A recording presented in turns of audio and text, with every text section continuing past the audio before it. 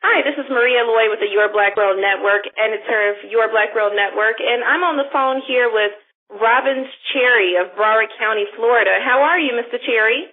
I am doing great. How are you guys today? I am well, thank you very much. So, in case you guys are wondering, we have Mr. Cherry on the line because we have a story on yourblackworld.net that has been getting a lot of readership. It's about a young lady in Chicago who is apparently very frustrated by a teacher who she feels does not teach the class. If you watch the video, again, it's on our website, www.yourblackworld.net. She is, pretty much, she's heated, and she's saying some things with a lot of conviction, accusing the teacher of just coming in there and kind of, telling kids to stop smoking weed, et cetera, et cetera. So I wanted to bring in Mr. Cherry and kind of get his insight on it. But before we get into the story, Mr. Cherry, could you introduce yourself to the world? Let us know who you are and what you do. Well, thank you very much. My name is Robbins Cherry. I am the founder and CEO of Principal Life Youth Development here in Florida.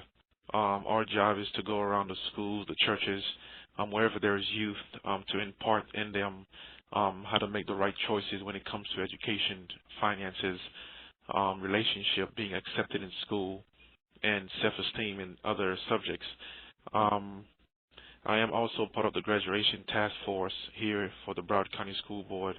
We're really trying to figure out how we can help our black kids to graduate. And I'm also a newly author of the book, The Mindset of a Teen. The book has been approved by the Broward County School Board and now is being used in several schools. In this book and workbook, it is vital for our kids to understand who they are and how they can make better choices. And I'm gonna wait for you to ask me about the video, because a lot of our kids need an outlet, and the curriculum sometimes that we give them are not allowing them to express themselves in a way they can release their anger and emotions. Yes, absolutely. So, clearly you work with children. You know children, basically. You study them. You've done a lot of research on children. So I want to ask you, what do you think about the story of the little girl who's going off on her, on her teacher for not giving her an education, as she said? How do you feel about that? Well, when I looked at the story and I read the article, first of all, the child had to be dealing with so much anger and so much distress that she is bold enough to do something like that, not thinking about the consequences. Usually when you place in a corner, you don't think about the consequences, you just react. So my question would be, what is she going through? What else is she dealing with? What else has she been holding on for several months or years? How long has this been going on in that classroom that she's been coming in and expecting to be taught, but she's not being taught, whatever it is the subject may be? And I don't know what is the situation with the teacher, but clearly there is more going on with her than her expressing herself that she wants to be taught. Sometimes as teachers, we assume that all kids don't want to learn, so we just come to school and just, since they don't want to learn, they say this is what we're going to give everybody. No, there are a lot of kids that wants to learn, and usually these kids are angry because we are trying to, like the article say, dummy down to get the whole class to be on one page. But we have to understand that kids wants to learn these days, and if there is a kid in your school or in your classroom that is stopping the other kids from learning, then that kid has to be removed so learning can go on. Mhm. So, let me ask you, like you said, you mentioned you read the article and you watched the video on yourblackworld.net. I want to ask you, did you get a chance to look at some of the comments? I know myself, I was pretty disappointed to read some of the comments coming from a lot of adults who were condemning the young lady for standing up, requesting an education. What did you think about some of those comments? Well, when I looked at the comments, and I'm always trying to empower parents, because many times parents leave the whole education thing on the teachers, and really they don't know what's going on in their teens' mind, and they really don't know what's going on in the schools.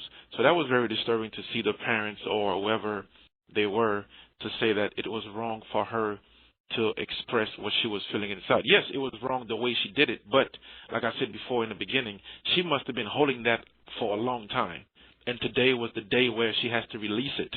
Yes, she could get in trouble, but her voice is being heard now.